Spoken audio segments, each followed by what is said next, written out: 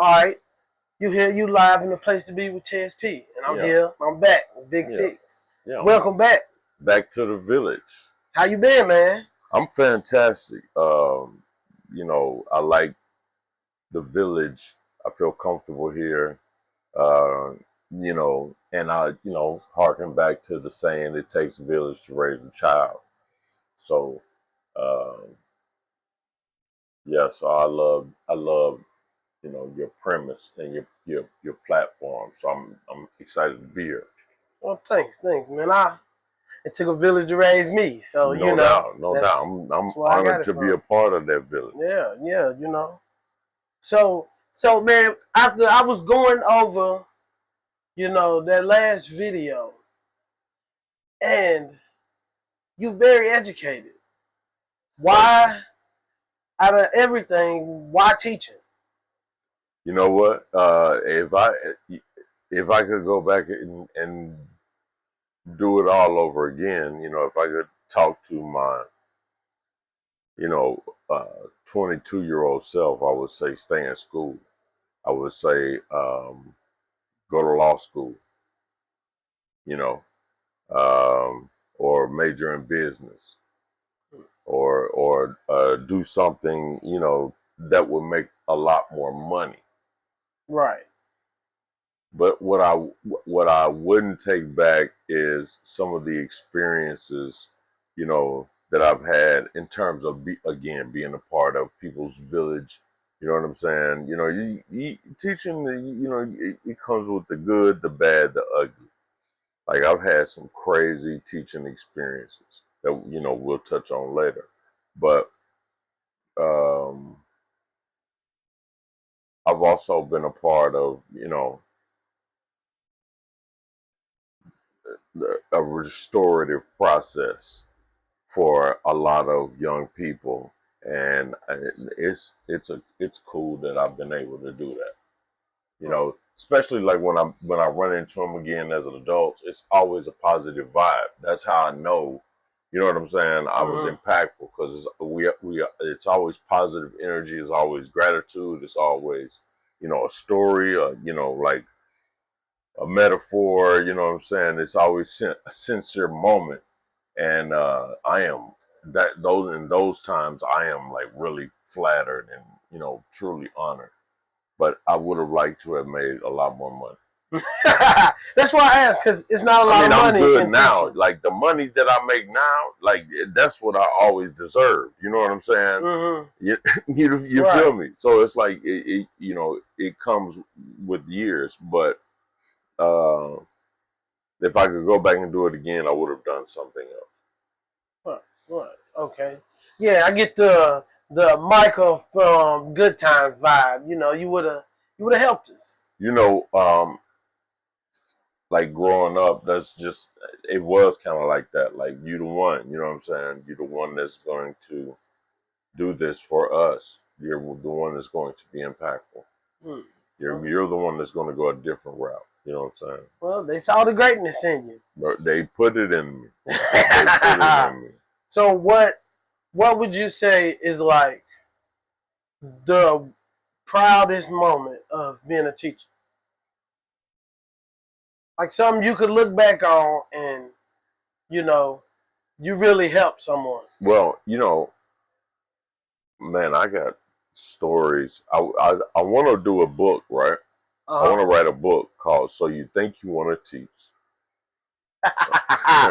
And it's going to be, a collection of memoirs and stories, but also like advice. You know what I'm saying? For school districts, for prospective teachers, for current teachers, to relate to. But like in my career, you know what I'm saying? Like I saw education change so many different times, but yet remain the same. You know what I mean? Right. So, but working with young people, seeing young people thrive who come from, like when I got into it, I was like, I'm going to be able to relate because nobody had it rougher than me.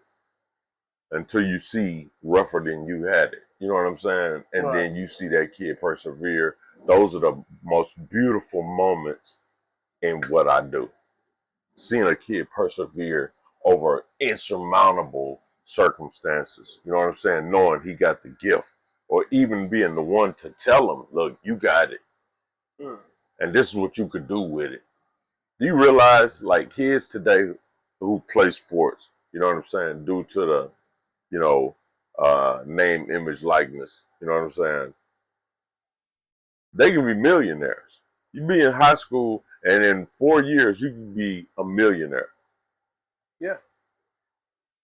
Kids don't know what to do with that, but, you know, still, like, you know what I'm saying, if you got some sort of sense of direction, you know, and or if I could be, you know, part of imparting a sense of direction on you, man, that's beautiful, bro. You know, and you know, in our profession, people say, like, if you touch one life, you know what I'm saying, you've done your job. What? Thousands. It's like a shortcut. Thousands. Because look, you know, But I mean, you can't save everybody. no, and you cannot. And now, one of the hardest things about the job is accepting that. Because if you're true to what you do, like I am not just a teacher by profession. I am a teacher. You Right. see what I'm saying? When I interact with my homies, I am imparting the wisdom. You know what I'm saying? The game, I am giving them, you know what I'm saying? Like, we talking high frequency, you know, we go, Dropping knowledge, we're yeah. dropping knowledge. You know what I'm saying? That's what we do. We kick shit. You know what I'm saying? So iron sharpens iron, and so that's who I'm around. You Make know what I everybody mean? better. Yeah. Otherwise, you can't be in this circle. You know what I mean? Right. So, but yeah, like being able to do that for a young person is the best part. Now, you know, there are a lot of bad parts. You know what I'm saying? But the schedule and definitely being a part of a success story. So what do you do if, say, you're a teacher trying to save a child? They got the potential, but they lost. Right? They lost. Yeah. And you get involved, but it's to a point to where you care more than the parent. What do you do? Okay, you got to leave that situation alone. You do the best you can, and then you move on because there are other kids who will be receptive to what you got to give them. And you need to focus on them. I was referring to Lean on Me. I was watching that earlier. Oh, okay. Yeah, you know, I mean, awesome movie. Because, you know, Mr. Clark cared more than the girl's mom did. But you know what? Lean on Me is one of the best depictions of what schools are like. And the way society has eroded, schools are a microcosm of society. So everything that you see in society, you're gonna see, you know what I mean? So society is hypersexualized. Our kids are hypersexualized. We got sixth graders passing out their nudes. What? Yeah. Stop there! Stop! No, I can't.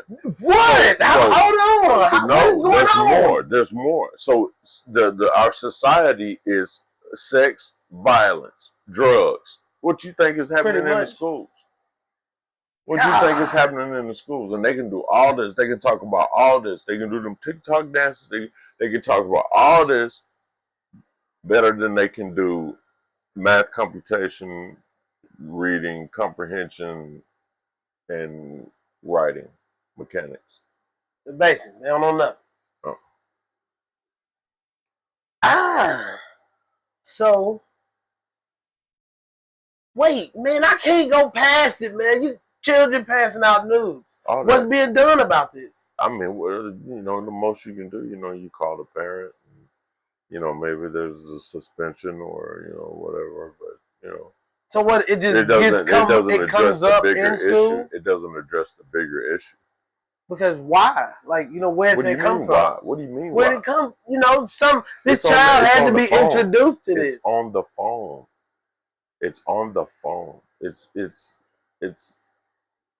what are you talking about? Like, it's not a foreign concept. It's crazy to these kids. You know what I'm saying? Because you know, what do you think their parents are doing? What do you think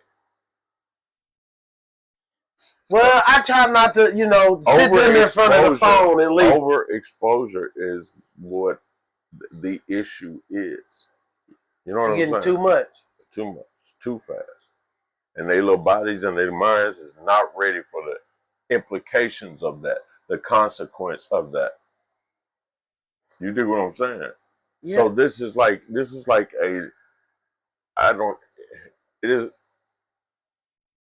a pervasive mentality. Okay. The phone is like the predominant influence. It's good. It's Sodom and Gomorrah on the phone. It's Babylon on the phone. America is the Babylon. Sodom and Gomorrah. It's all right there. It's the good and the bad and the evil is available to you. Everything you want right there in your pocket. Yes. How do we stop it? How do we save it? You can't. The toothpaste is out the tube, brother. And this part of my reason for showing up here today. Like, if you really trace this back, like let's talk about so-called Black history, right? Okay. And I'm gonna start with the Dark Ages. All right. The Dark Ages is when Moors was teaching the Greeks. You know what I'm saying? So then the Greeks. It took us some time to get them together. You know what I'm saying? But we got them together. Okay. And so the evidence of this is like, so Imhotep created math. His name is Imhotep. He was this color. Right. Okay. Imhotep created math. And these are Imhotep's theories, right? But you get it as Pythagoras' theory. That's the way it's taught to you in your high school. You do what I'm saying? Mm-hmm. That's Pythagoras' theory. Pythagoras was Greek. So they learn from every civilization learns from the one before it, right? Right. So you got ancient Sumeria, you got ancient Egypt, so-called Egypt, right? Yeah. Then you got ancient Greece, ancient Rome. Yeah. Well, this is just an extension of ancient Rome. What was the religion in Rome? Well, they're Christian, right? They're Roman Catholic, right? Catholic, something like that. So there you go. They're just telling their story. Right. And so it has always been that capitalism and religion go together. If I go to war with you, then I take over your country. The first people I send to restore the country is the people with the Bible. You know what I'm saying? Right. Because that's how you kind of take over them. While I take your resources. You know what I'm saying? Take your natural resources. Man, that's just history over and over again. Yeah, but when we talk about so-called black history specifically, this is what I wanted to focus on. Like, so you go from the Dark Ages to the extension of Rome, to the invasion of America, of the Americas, right? Mm-hmm. Well, Hispaniola first, and then the Americas. So you started invading dark-complected people around the 1400s. Okay. Okay. So there's an invasion. Boom. Right. And so that whole operation takes place until the 1800s. Okay. 400. So, according to them, right? Mm-hmm. Until the 1800s. So 100 years from 1865 to 1965, we go from slaves to Malcolm, Martin, Medgar. Mm-hmm. 60s. Yep. You see what I'm saying? Well, even in the from the 20s was the Harlem Renaissance. So you got the Harlem Renaissance in the 20s. Then you got the 40s where black businesses are thriving, barbershops. You know what I'm saying? We doing the plumbing and the HVAC and all that type situation, right? Right. All the way until the 70s, right? Yep. Okay. So 70s they shut those programs down. 80s they hit us with the crack. Never recovered from that. But before crack, there was heroin, and blacks still made it. Crack. When they hit us with the crack, that's when there was zombies on the street. You remember that? Yeah. You remember that? I remember, yeah. Okay. We saw that. Okay, right? We saw that. Okay. So then you had the gang era, right? 90s. Then 90s, right? Then 2000, secret meeting in hip hop. They turned the music, they weaponized the music to set up the pipeline to prison. You know what I'm saying? To privatize prisons. Bam, slavery all over again. Got your ass. And now you gotta do nothing. Right? So they making 30, 40 cents a day in there. That's a slave, right? Mm-hmm. Okay. So then they hit you with social media. Hold on. What's up, baby? I'm busy, baby. Yeah, tell your brother to feed you. Make you some fruit bowls. All right. Then they hit you with social media.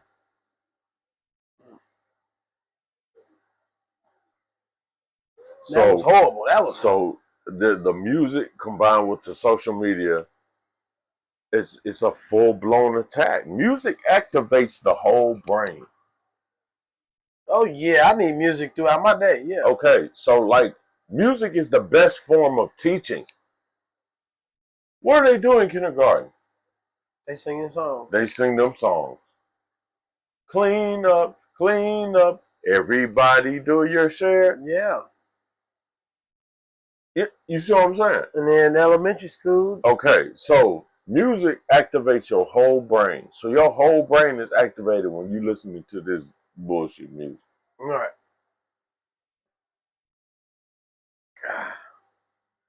GTA. Look, how many of these young dudes is out here living GTA for real? That's what they doing, yeah, right? that's what they doing. Okay, so like, as a youngster, that wasn't we had a family business, okay? I'm gonna say it like that. We had a family business, okay? So, I was straight, but stealing cars, riding around in the evidence, I thought that was stupid. So I didn't get into that as a young man. You know what I'm saying? Well, I mean, New Jersey Drive definitely, great movie. Advertised it. Glorified it. Definitely. Glorified it. Okay. That's cool. Okay. But not for me. Right? I just think that's unintelligent. So these kids getting caught up in these stolos and they got a whole bunch of weed, a whole bunch of guns. You know what I'm saying? Yeah, looking for trouble. So there's what game is that? That's GTA. Okay. So look, this is where GTA failed our kids. It should have been a GTA Part 2 where you got to go to jail for that. And now you got to survive jail. Well, they have one GTA where it comes on, you're breaking out of jail. No. Not breaking out. Serving time. No family. No homeboys, because you know how that go. Yeah. Ain't nobody will write your ass. Ain't nobody. You just in there surviving. Ain't nobody sending no money. You know who's sending the money and who's calling and taking care of you? Who? Your mama, your grandmama, the ones you disrespected the whole time in the first place. Yep. Them the only ones showing up to court. That's who and the ones that's who you've been shitting on when you was with your homies. Yep. And that's look who there for you. So, I done seen a lot of that. Working with you, I have seen a lot of that, man. Yeah, because I remember a lot of guys from back then that's gone. Yeah. Just gone, just over with. Bad decision. Yeah. They paid for it.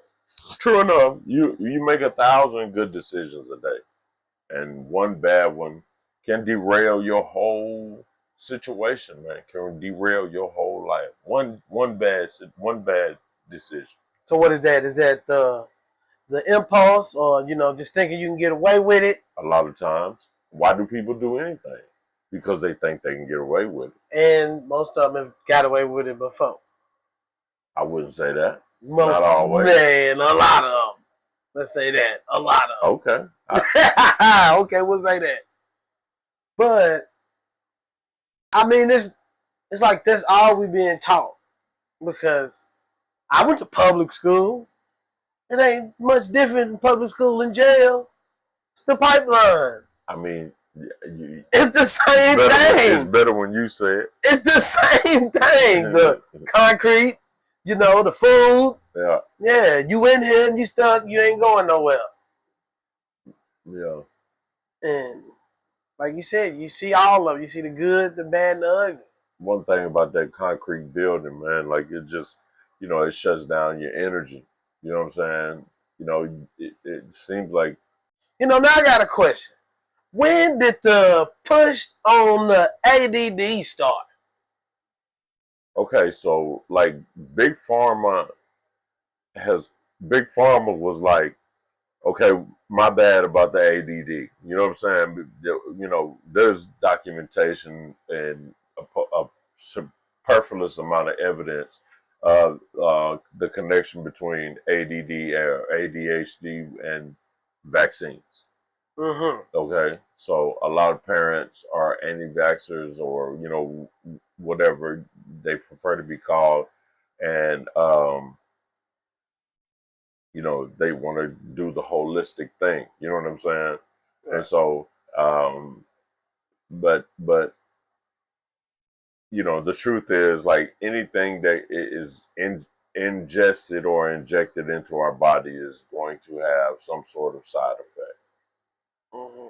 And so, like when you have a baby, I remember distinctly, Serenity's about to turn 16. I'm not playing about the fact that I need some help. She about to turn 16. Yeah. All her uncles, y'all need to fall in. On the lookout, okay. Yeah. But when she was a baby,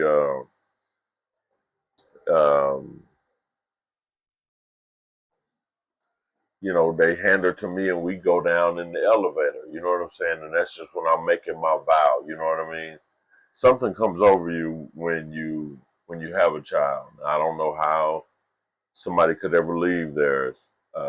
Not judging. I'm just saying I don't understand. Because when they put that baby, I wasn't ready to be a father until that moment. When they put that baby in my arms, man, I just vowed to never leave you. Right. I will never leave you. I grew up without my pops. Like I've never met my pops. You know what I'm saying?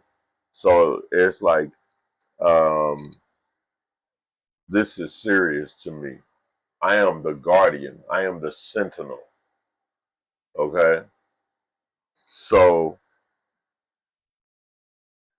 you carry the baby down, you go down the elevator, and then they take the baby from you. And there's the glass that separates you immediately. And it's like, hold on. And then you watch them shoot your baby up. I'm talking about shots, the baby screaming. Like, yeah, and you watch it. Yeah, the baby just is fresh out and is having a traumatic experience. You know what I'm saying? So, but yeah. So look, in all my work with kids with psychological disorders, disabilities, or diagnosis, however you want to, term that. You know what I'm saying? I feel like, so when I worked in the mental health field, a lot of times I would get a kid and I'm not going to his folder first.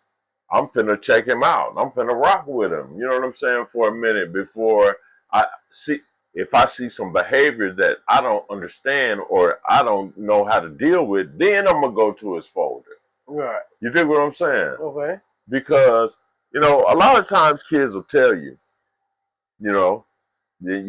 some kids use their diagnosis as a crutch. Yeah.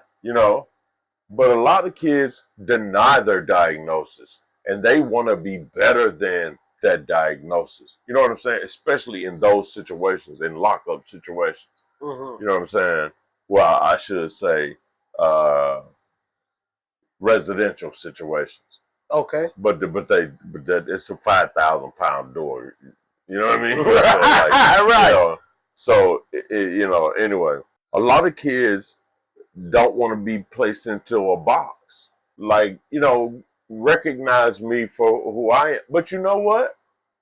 As so-called black people, we got a diagnosis just because, not a diagnosis as in a clinical or mental health diagnosis, like with the stigma, not something negative, but just our experience. Because our experience is different from everyone else's on this on this matrix, in this setup, right? Because our experience is different, our view is different. Only we get it because we going through it, right? Yeah. It's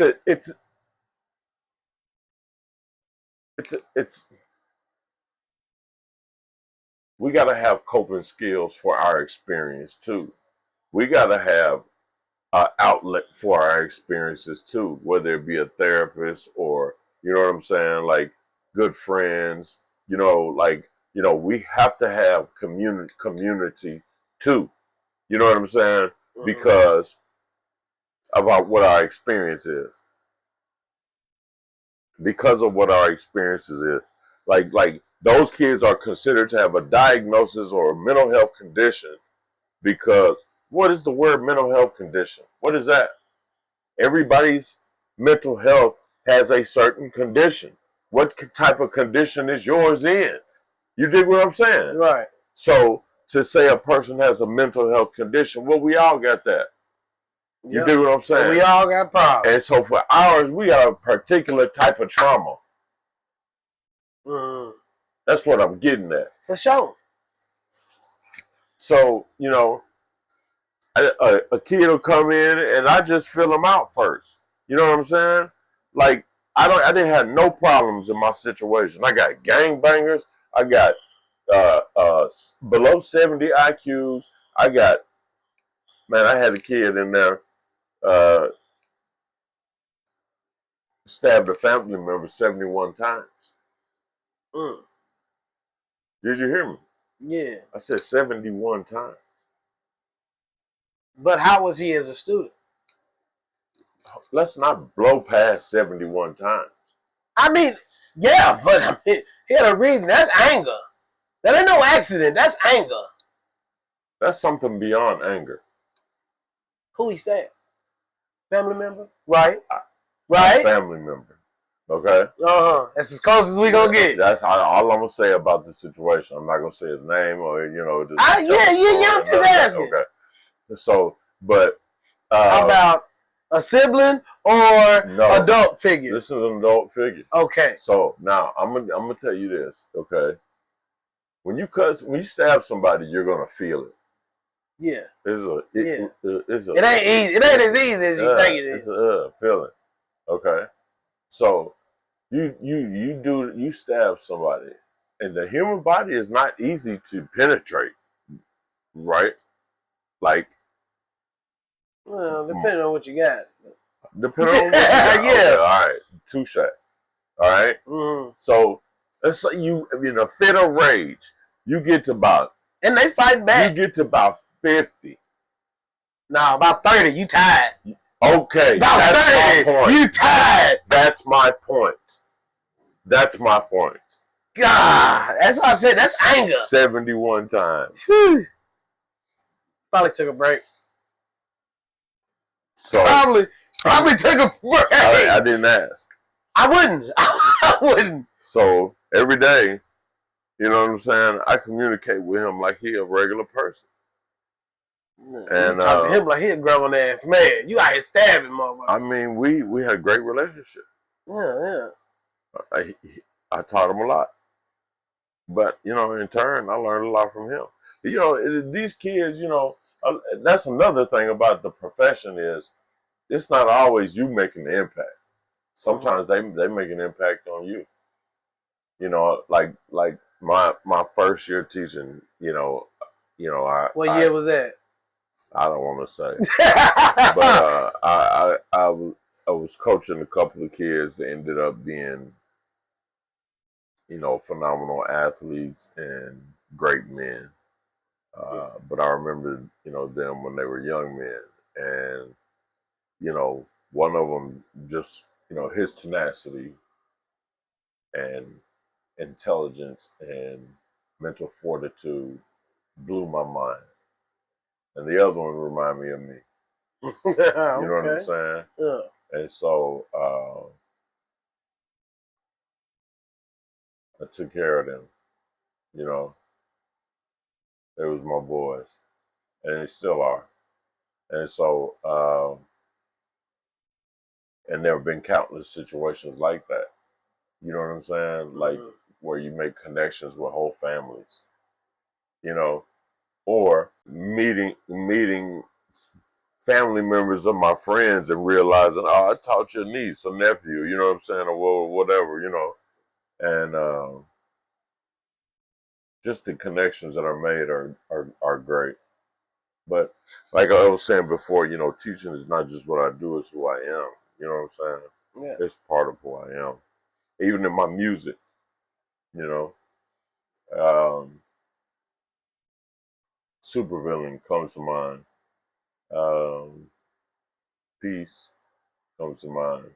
Yeah, Good man, you got Mirror, some good songs, man. I'll be good checking you Mirror. out. Well, I appreciate that. Look, you're gonna have to start cussing though. That's how you get attention. You know, You don't. you Not know. really, but So look, as an artist, and I did want to touch on this. You know, like as an artist, you have to you have to be accountable for your words. You know what I'm saying? Like we just talked about the impact that this music is having on these kids. You know what I mean? Then I feel like if I'm gonna fully engage your brain, I want to do it in a positive way. I want to do it in a realistic, stylistic, I positive get way. that. But that's coming from a teacher's point of view. No, it's I'm coming gonna from tell a you, man's. It's coming from a father's point of view. It's right? coming from a man's point of view. It's coming from the only thing that's right point of view. Like what? But I'm saying, look at it like this. No. You know how many students you have who their parents don't talk to them like regular, average people. They used to hearing the loud, shut the fuck up, sit your dumb ass down. That's what they used to. Right. That's the attention grabber. And that's why they don't really respect us a lot of times. Well, I don't know. Okay. So,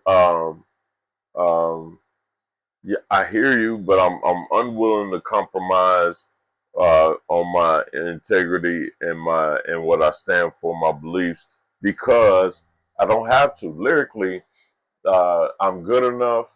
Yeah, you got bars. I ain't never saying you don't. Lyrically, I'm good enough to where I don't have to stoop to that level. You know what I'm saying? Like if I wanted to do that, I could do that and do it, you know, better than most. You know what I'm saying? But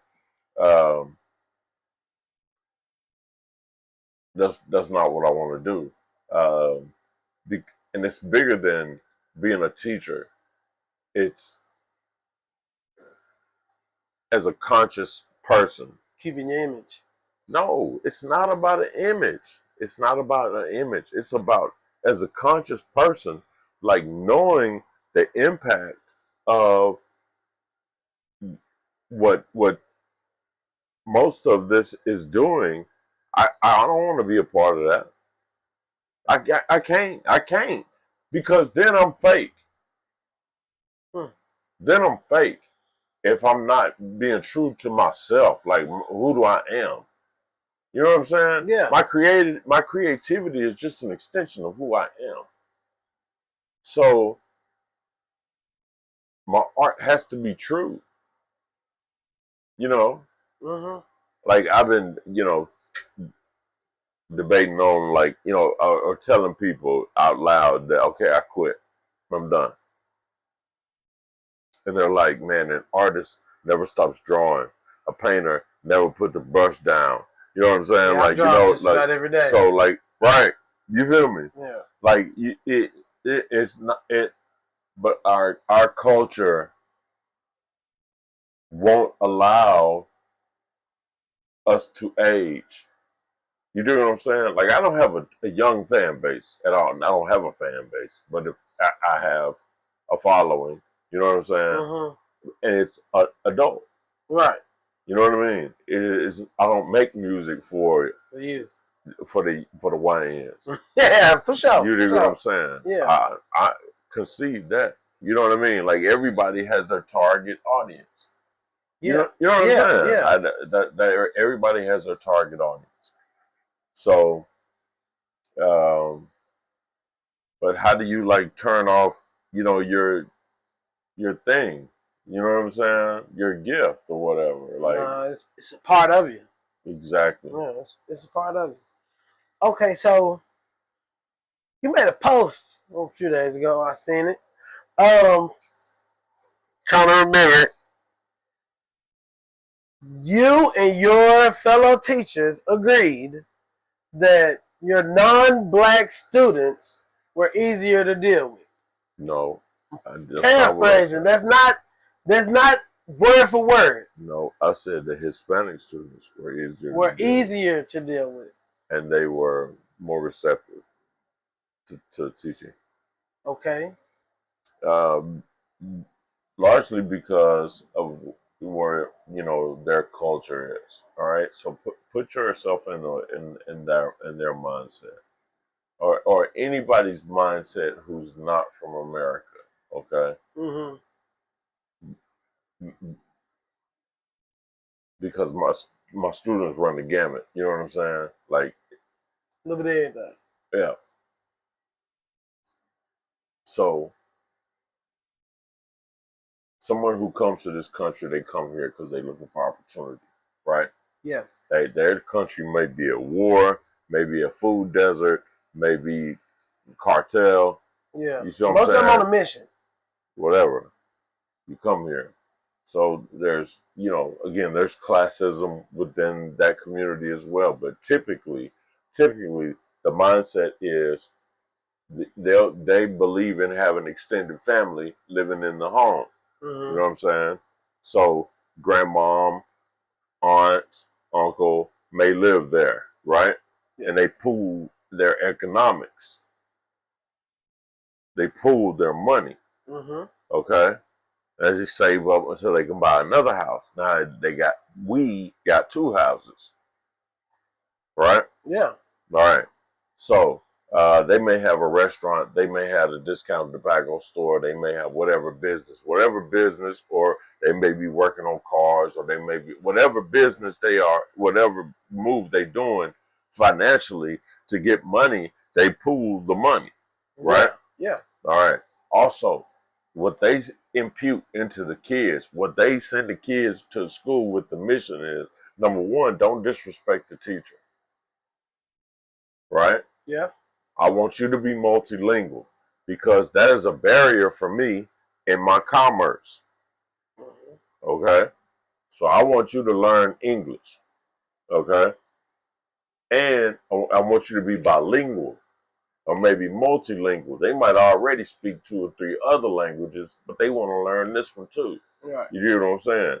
And so do well in school and don't bring a negative name to the family.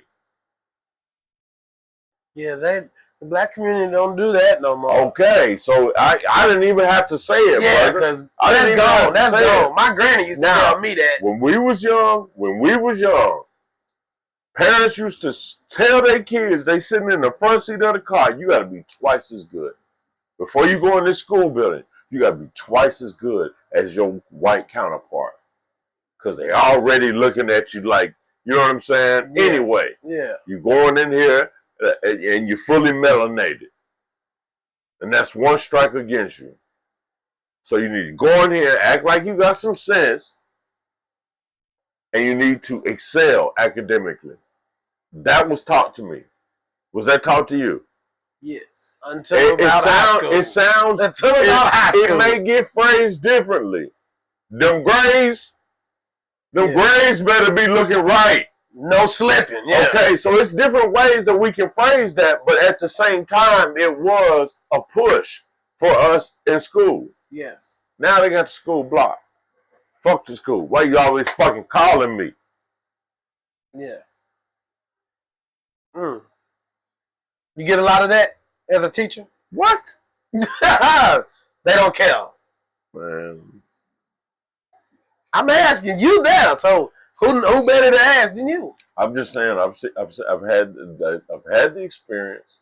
You know, a kid saying, "Call my mom. She don't care." She got the school blocked anyway. Ooh. Damn.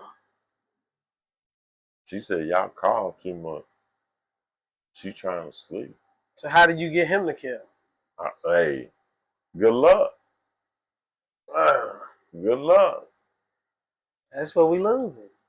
We're losing a lot of ways. Yeah, I've been saying it's a lot of L's. We're losing a lot. It's a lot of. I gotta, you know, man. It's just the way they got us, man. They got us. They got us. Several different angles too. On every angle. Yeah, it's where do you start? You know. You know. Okay, so what about politics? People don't know about politics. I don't want to talk to black people about politics because I feel like if you own either one of the things that we've been doing, if you own any other things that we've been doing, if you think that's gonna make a change, I don't want to talk to you. Okay. So what would you call it? Distraction? No, I call it two wings of the same bird. Yeah, because it's the same team. Because these people are all playing for the same team. You know, they got so many brotherhoods and agreements, and you know what I'm saying. You know, everybody's really in accordance. You know, but it looked like to you like you're choosing between two different things. It's the same shit. It's just packaged different. So I saw online the most virtuous candidate. Look, hold on. The most virtuous candidate. Brother, would you believe in me if I ran? Yeah. Because you know me. I know you. If you ran, I wouldn't believe in you. I definitely don't want you to believe in me. You know why? Why? Because I know eventually. I know you and your virtues. I know you, bruh. Okay? But I also know at some point they gonna get to you.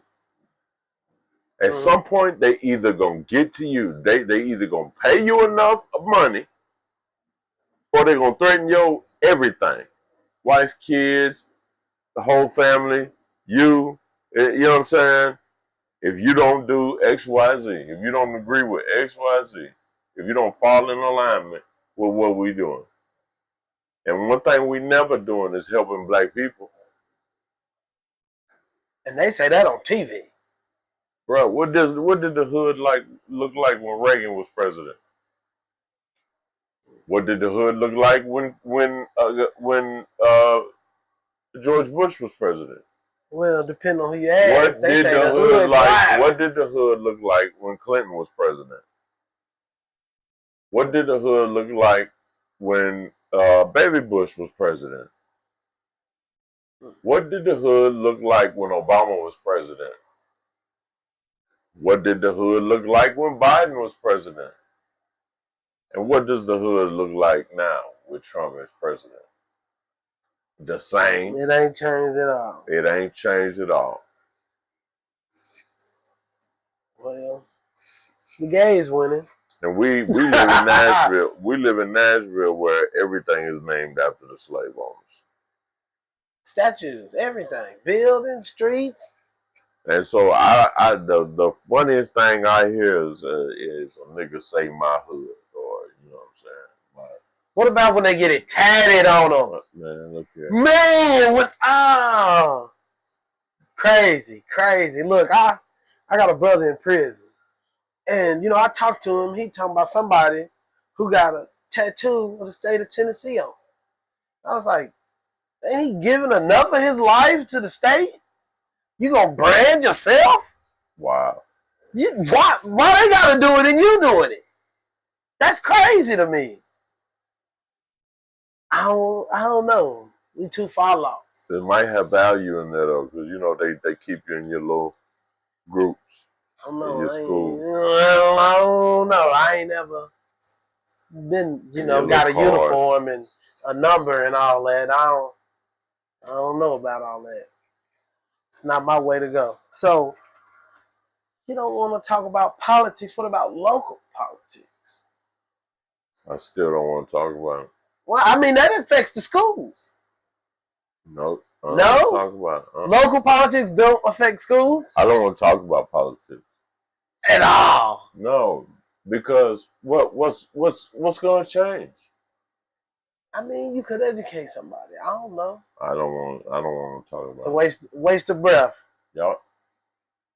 That's why we're not talking. No, like, what's the point? They ain't gonna listen no way. I don't want to talk about politics. Oh, well, it's all right. I saw someone say they compared what ICE is doing to what the slave catchers was doing. You can compare any form of dehumanization to another. Okay, so you know,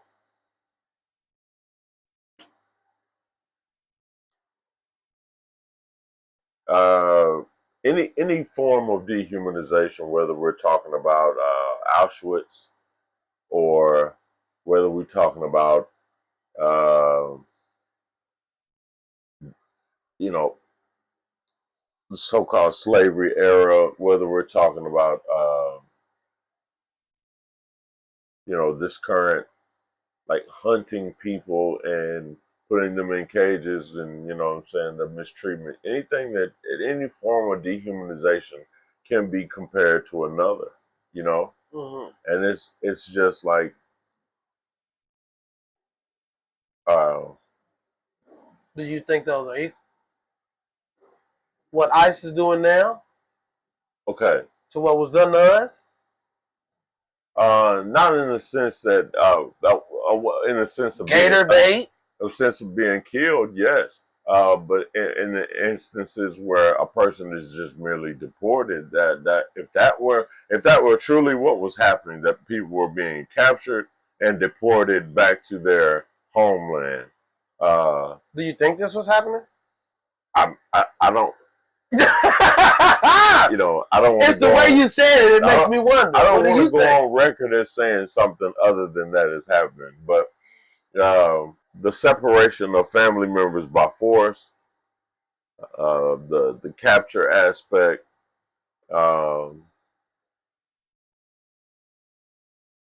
is dehumanizing. It's a dehumanizing experience, and then like being held captive is a dehumanizing experience.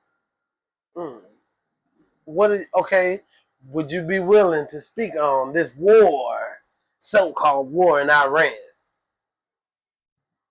I don't have any thoughts on that. My thoughts on that is that black people need to just focus on us right now. Mm-hmm. So-called black people.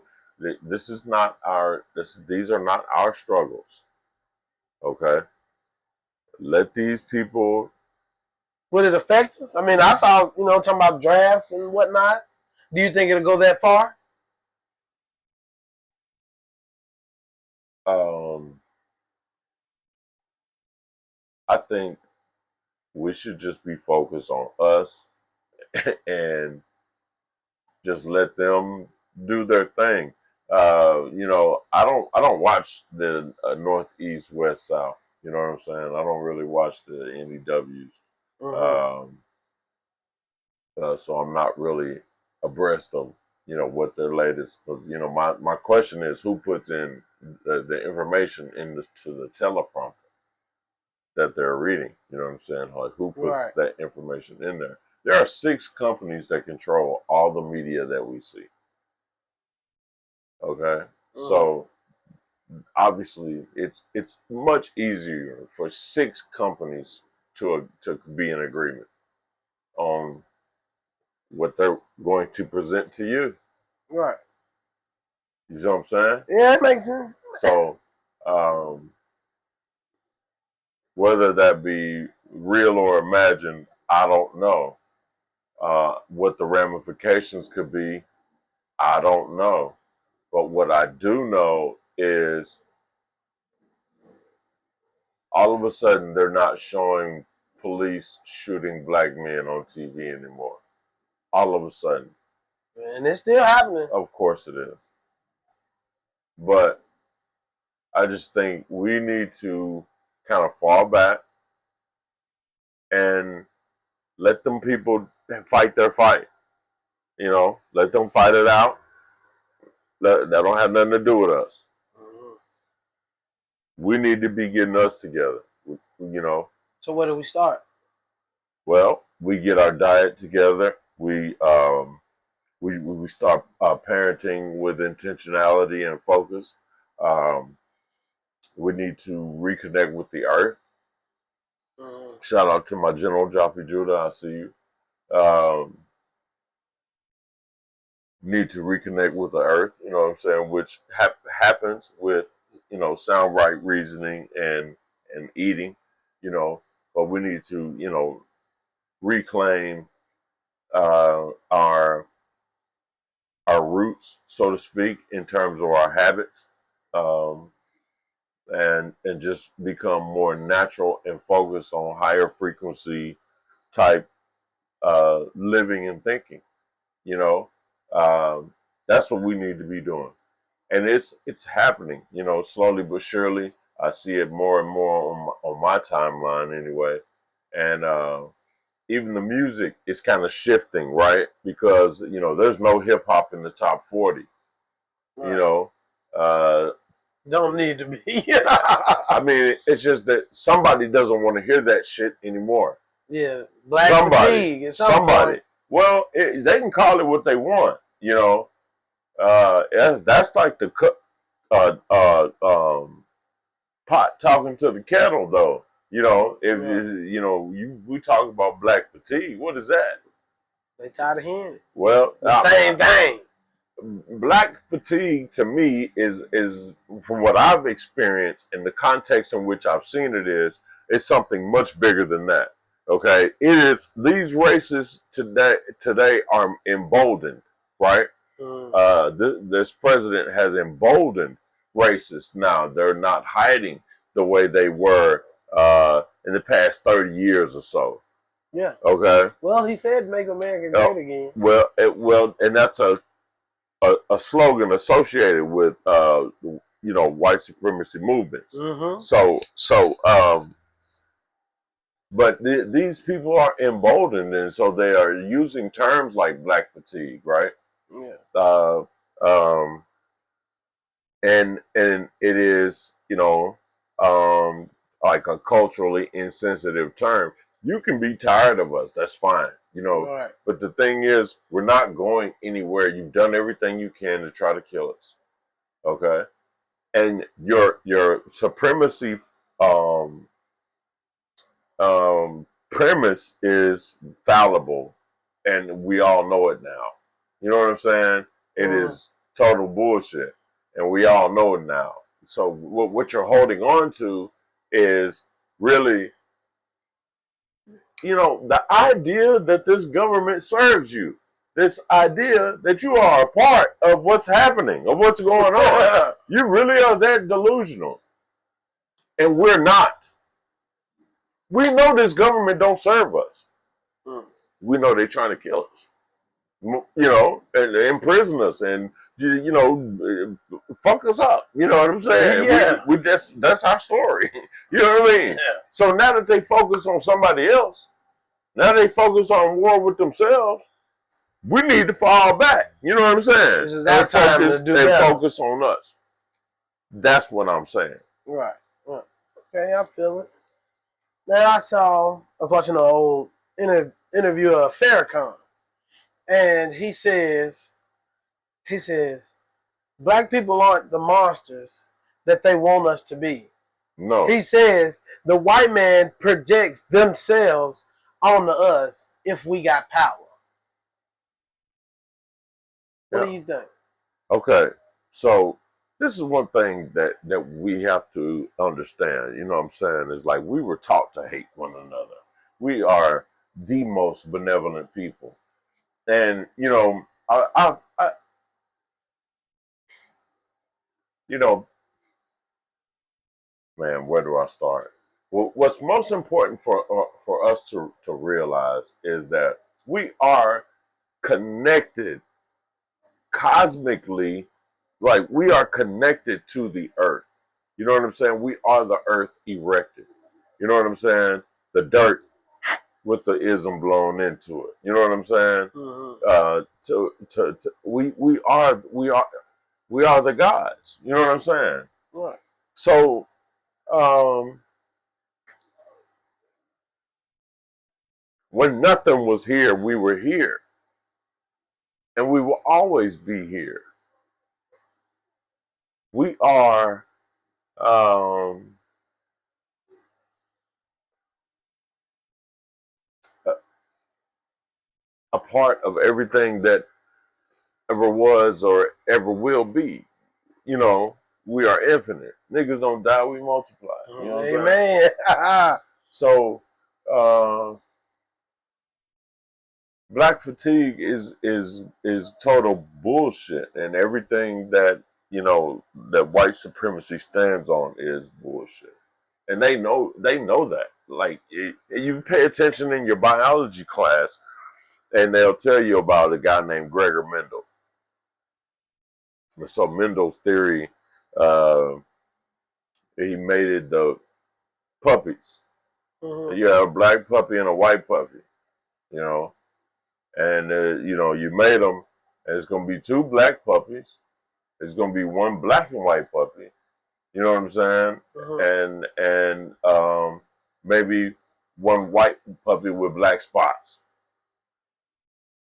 You know what I'm saying? Yeah. You know, like that's the dominant trait. The dominant trait. It was we was taught allele, the term allele, the dominant gene or allele was the darker gene. You Mm-hmm. dig what I'm saying? Yeah. And like the earth itself is melanated. Dark matter is made up of melanin. When you talk about space, the cosmos, like we are a part of this whole thing. You dig what I'm saying? Right. So it's not um it's not like that, you know. Black fatigue is like, you know, how dare you? You can't be serious. Okay, so let's get local then. Nashville. First of all, I'm sorry I missed it. I missed Earth Day. I ain't gonna lie, I overextended myself. I had like 4 different places to be, I can dig it. and in daddy mode. No So doubt. I'm all day. I overstand. I understand. But how was it? How was it? I'm mad I missed it. Epic. I mean, you know how Judah do. So, shout out to Joppy Judah, my general. I see you.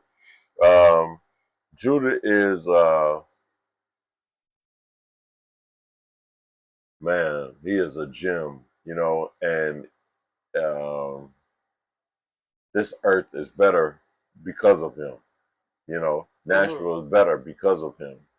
Um, I remember us doing cleanups together. It was just me and him, you know, because it started off we was trying to do artist cleanups, you know, trying to get artists together to clean up the neighborhood, and so then you know when he started the company, 8 9 years ago, um, you know he's just grown and you know the works nonstop. He's constantly working, you know, planting, planting trees, Mm. planting gardens, teaching kids to connect with the earth, as well as being an artist. You know, He's an uh, artist? yes, Oh. man, Judah's dope. It literally, like him, just he's a Right. dope brother, and so as well as the movement, the the Bang for Liberation movement, um, being the head and face of that, uh, you know, he deserved to have the street named after him. He is a real hero in Nashville. Jaffe Judah is. So we're gonna have to get him in here. Get him in here and sit him Yeah, down. yeah. I can make that happen for Yeah, you. good, good. I want to hear his story. I want to hear it. Yeah, Like I Jaffe said, is. I wanted to come, man. I overextended, and we end up out longer than we needed to be, and then running here and there and changing. Man, let me tell you a crazy teaching experience. I want to talk about Quanti Cash. First of all, salute to Quanti Cash, man. You are getting everything you deserve, right? In terms of his flowers and recognition and all of that, right? And the clothing line is dope. The loyalty and respect joint, you know what I'm saying? Yeah. Look, y'all seen the clothing line. I tried to reach out to him, but I didn't reach out. I guess I didn't get in contact with the right person. So But, one time I had this kid, man, and I was coaching a basketball team, and basketball team was really good. Okay, we were undefeated. We won the city championship, you know, all that. But early in the season, I had this kid. He come to me. He say, "Coach, I need you to hold something for me." I'm like, "All right, give it to me." I don't know what it is. You know what I'm saying? But we getting ready to go out here. You know what I'm saying? We getting ready to go play. Man, we give me about 5 bands. I don't say nothing. He don't say nothing. Right? mm-hmm. So he go back out. He go back out there. The kid is awesome. Like he comes off the bench. He's not a starter because he's not gonna play no defense, and he he just a scorer, right? Right. So I got him as my 6 man. He come off the bench for 20. Bow, bow, bow. Right? Mm-hmm. So next game, coach, I need you to hold something.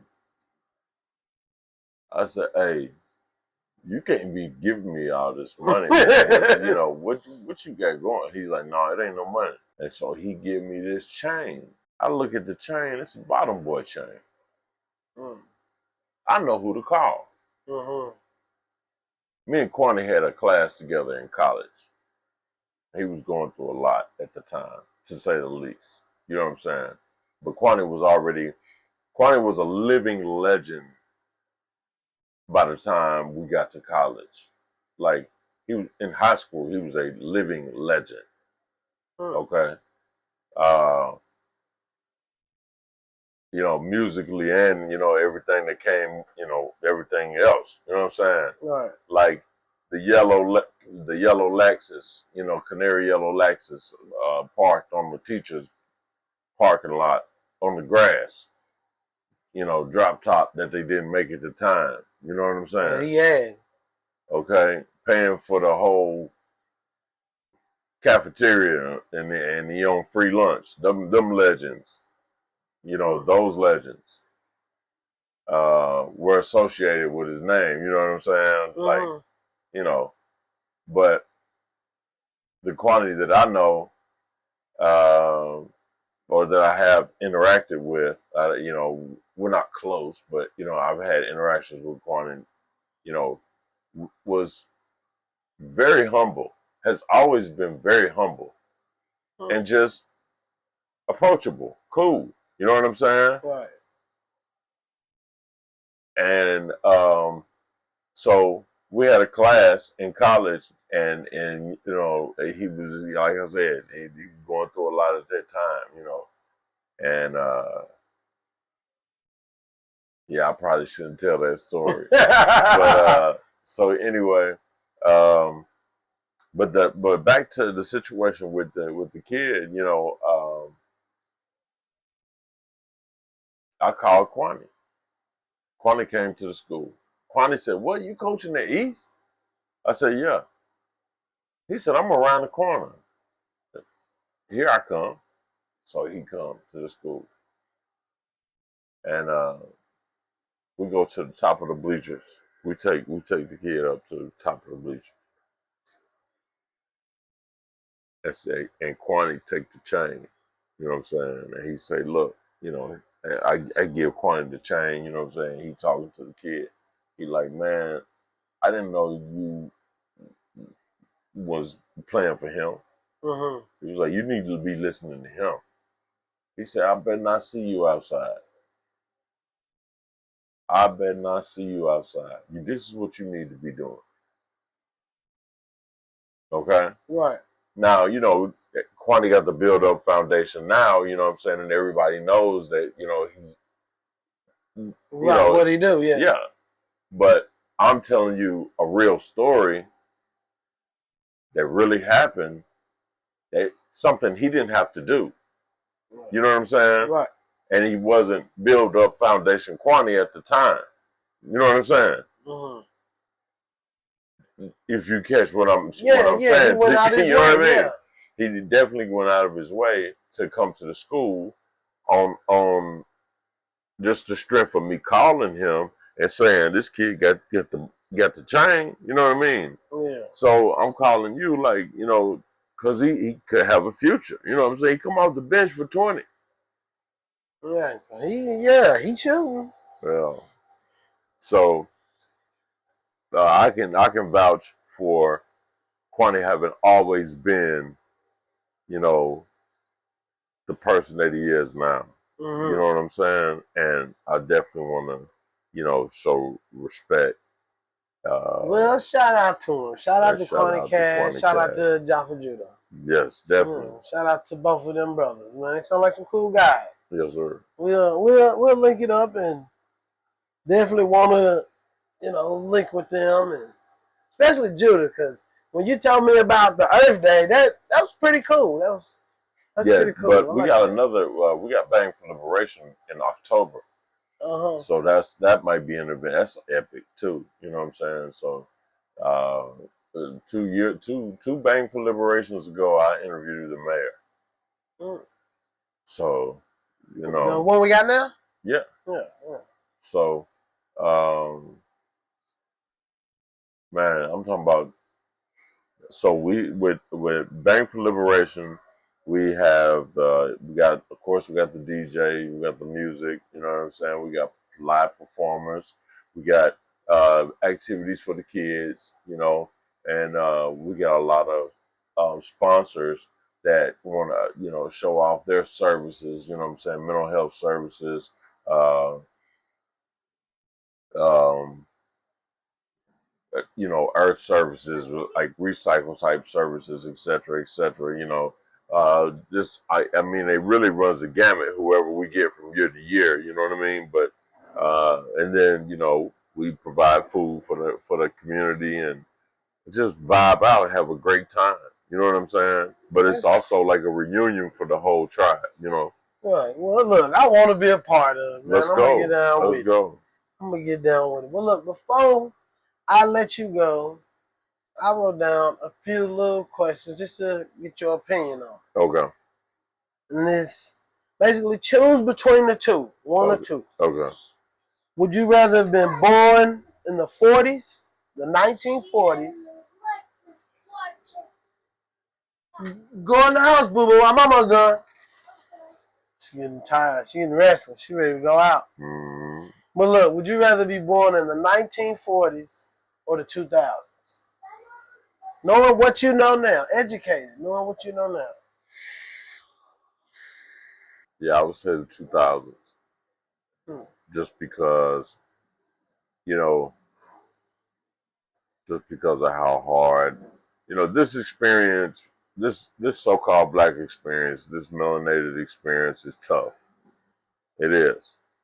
But in the 40s, it might have been a little tougher, you know. Um, again, you know, Jim Crow was so And then most of them men went to prevalent. Vietnam. And yeah, that too.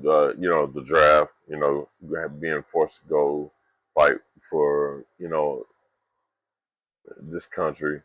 Um, doesn't really sound appealing. Not at all. Not at all. Okay, okay. What do you say this day and age is more damaging to the black community? The police or us? Okay, so um, understand, like, whenever you're dealing with the police, their whole move is to circumvent your rights, right? Mm-hmm. All right, but if you refer to yourself as black, you don't have no rights anyway. Mm-hmm. You know, because of the civility mortuus. So it would behoove us to do, you know, the research on how to get out of those contracts and to, you know, find some sound right reasoning in terms of nationalism for ourselves, right? You should put that in your book. Right. Yeah. Yeah, that would be dope. But so that's one thing we got to understand with that. It's always hard for me to blame my people for our condition because of the ways in which we are being attacked.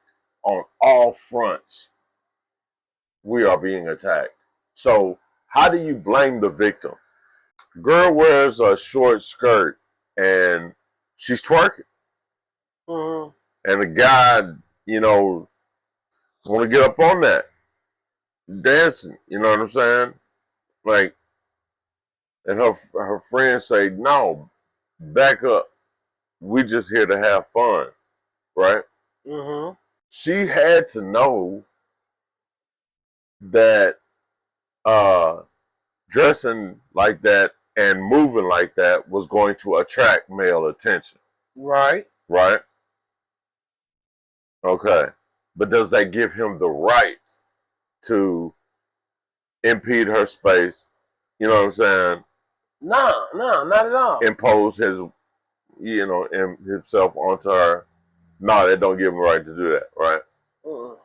So you wouldn't blame the victim in that situation, is what you telling me. No. Okay. So it is not right to blame the victim, right? Right. You agree with that premise? I agree. I agree. Okay, so understand that we are the victim Mm-hmm. in this situation. Um,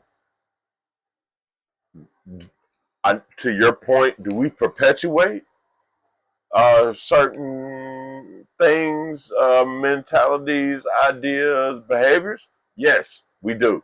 And that's bullshit. We need to stop that shit. You're right. Yeah, because I'm saying down in the ghetto, But who hurting who? but who put us there? Who created this whole construct paradigm? I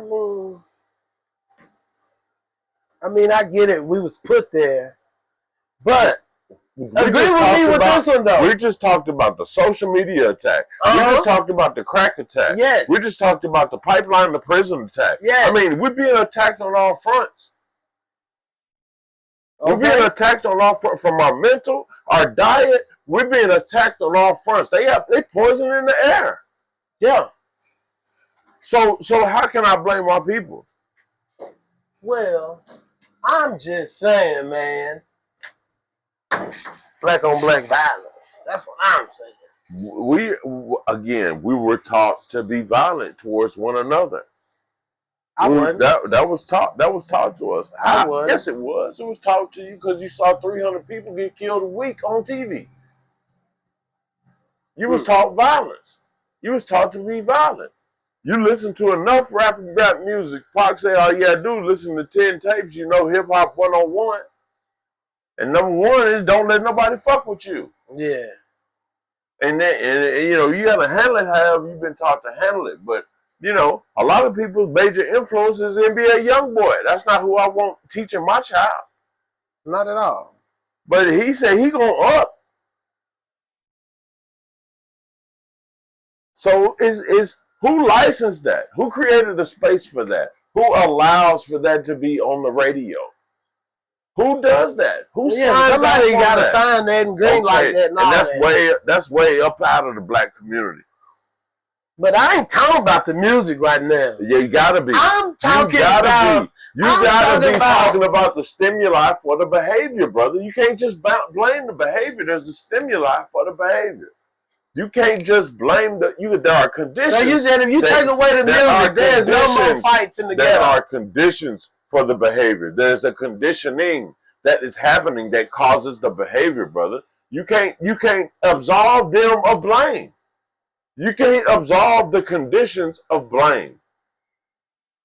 Okay, so a parent leaves the child. Parent leaves the child. Now they grow up in a single parent home. What are the consequences of being in a single parent home?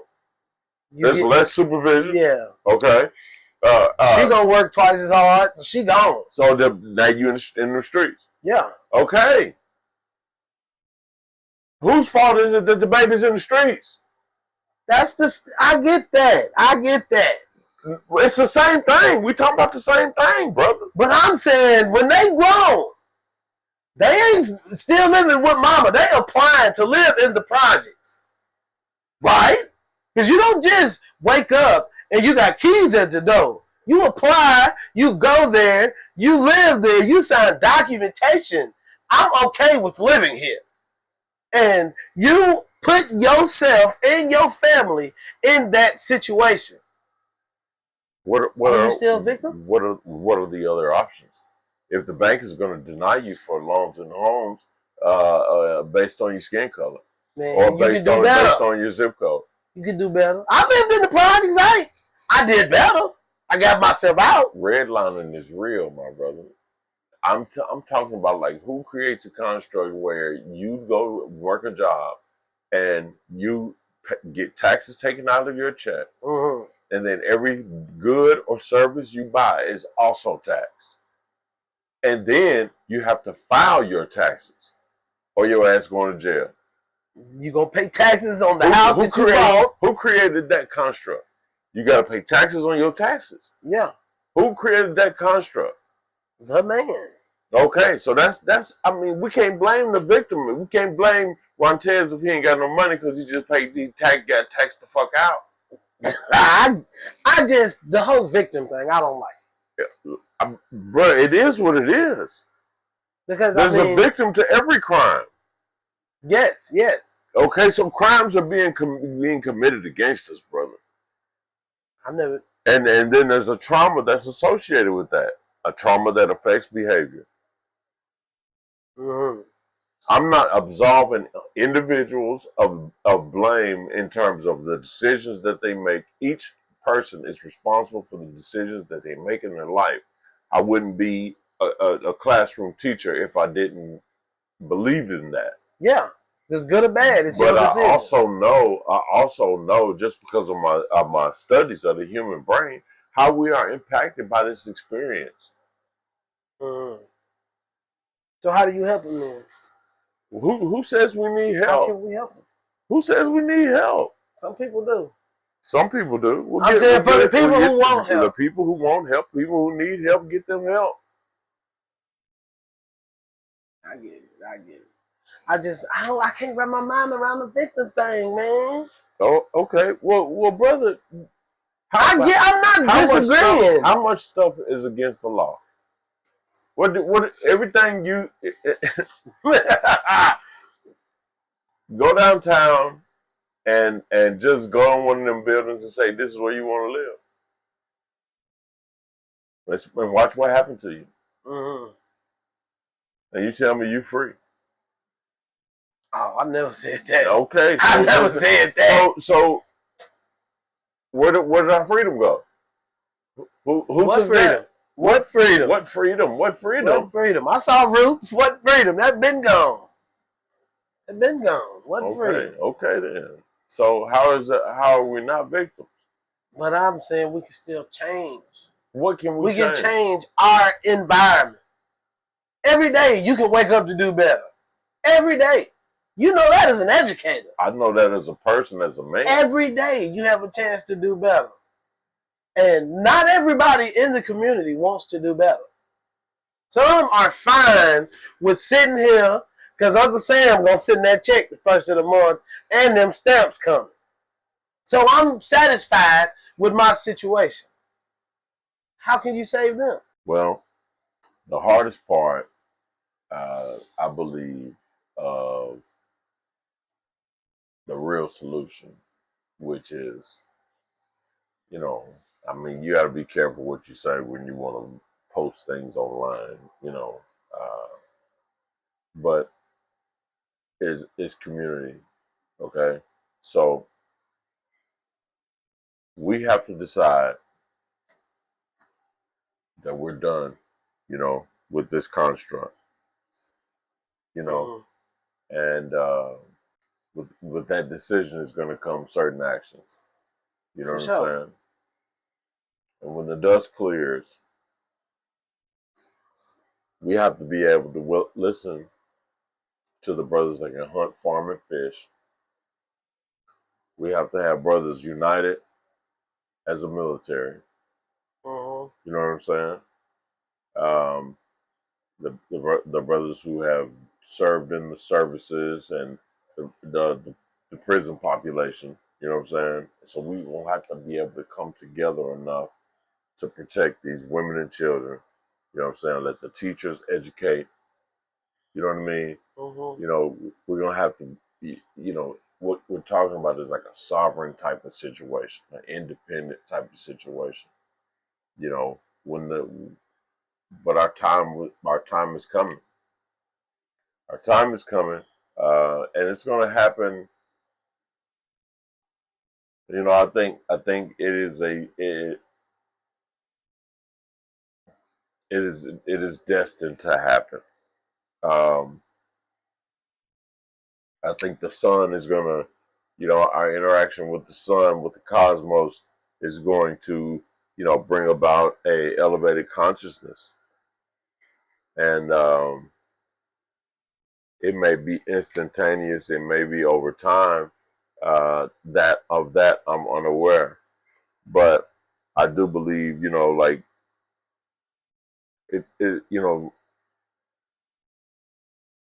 their true enemy is the sun. So, um, and we are the people of the sun. So, um, I think, maybe a cataclysmic event may cause a shift, and then, at, you know, whatever was at the beginning will be again, and we will have to learn to be with one another. I do believe that's the only hope. You know, um, I think the end time is near for whoever's driving this bus. You know what I'm saying? Uh, Dr. Malachi York said that Trump will be the last president. So maybe something else is going to happen after this. It may be a different construct.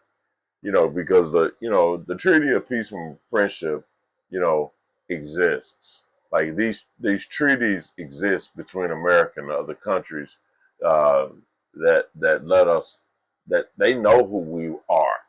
The higher courts, know who we are. Um, and I just think the time is coming where things are going to restore themselves into the rightful order.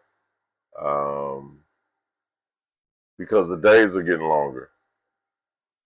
Listen, we got more sun activity than we've ever had. They're having to try harder and harder to control the weather. So, um, They might one day. One day, who knows? Okay, so what you got next, man? What you got going? um, musically, Yeah, you or got more music coming? well, I'm still in that space where, you know, um, if opportunities come to me, then I'm taking advantage of those. Also looking to be on, other podcasts. Really focusing on content right now. Um, Any other podcasts in particular? Man,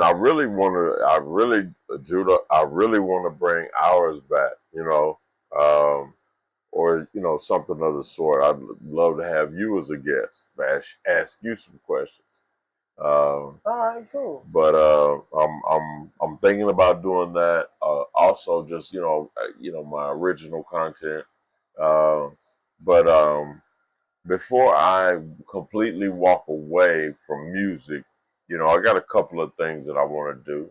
You know, I have some songs that I definitely want to create visuals for, maybe just for social media uh,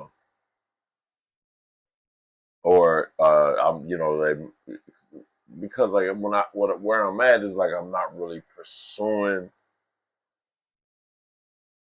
like the the rap thing, you know what I'm saying? Like, the whole rap thing, you know what I'm saying? I'm not really pursuing that. If it's anything that I'm pursuing, it's just like getting my message out and having deep, dope conversations like we're having, you know what I mean? Exchanges with people and building with people and growing my platform. So, uh, those are the things I'm focused on. Like I said, I wanna write the book. Um, but got some business things lined up. So maybe do an audio book. Yeah, that would be dope too. Um, yeah, I got a couple moves, that are cooking. But like I said, I definitely got a few songs that I want to do something with, and maybe take a break for a minute and just kind of reconfigure things. Oh yeah, that's how you do. Drop some heat and just back up. No, you drop some heat and you keep pushing it. You know what I'm saying? You gotta promote that thing and keep pushing it. For any of you young aspiring rappers, you know, the thing I would tell young aspiring rappers is have a plan, have a budget. Is there a time frame? I don't believe so, because what I know is there's no time limit on music. Right. Number one. Number two, like anything could start, like somebody could discover your song tomorrow or attach it to a video and it go viral. You know what I'm saying? Or like anything can happen with music. It could be synced to a playlist tomorrow. It could be somebody discover it and want you to. You remember them kids who do your Dougie? Yeah. Well, I don't know what's the name of that group. I couldn't tell you. You know them kids, they did that song when they was young, and by the time it was discovered, they was on spitting some whole other type of music. I think they was on some gangster shit, and the gangster shit wasn't going nowhere. But somebody discovered Dougie, and they was right back on their Dougie. Yeah, you know what I mean, and cashed in on that thing. You know what I'm saying? Stick to what works. So, music is, one of those things where, anything can happen. You always one song away. Yep. So, but there's also lots of ways to get paid with music. So can't nobody put no time frame or like age limit on your craft. I just don't think that. Well, fill it up. Okay. Well, man, that's all I got for you today. Man, that's dope, man. I appreciate the invite. We're going to run it back. Look, maybe next time we'll have you interview me then. Okay. That'd be dope. Look, yeah. And then we're going to get your platform going. That's what's up. I'm cool with that. But I appreciate you, and it was always great having you. Yes, sir. Till next time. Thank you, man.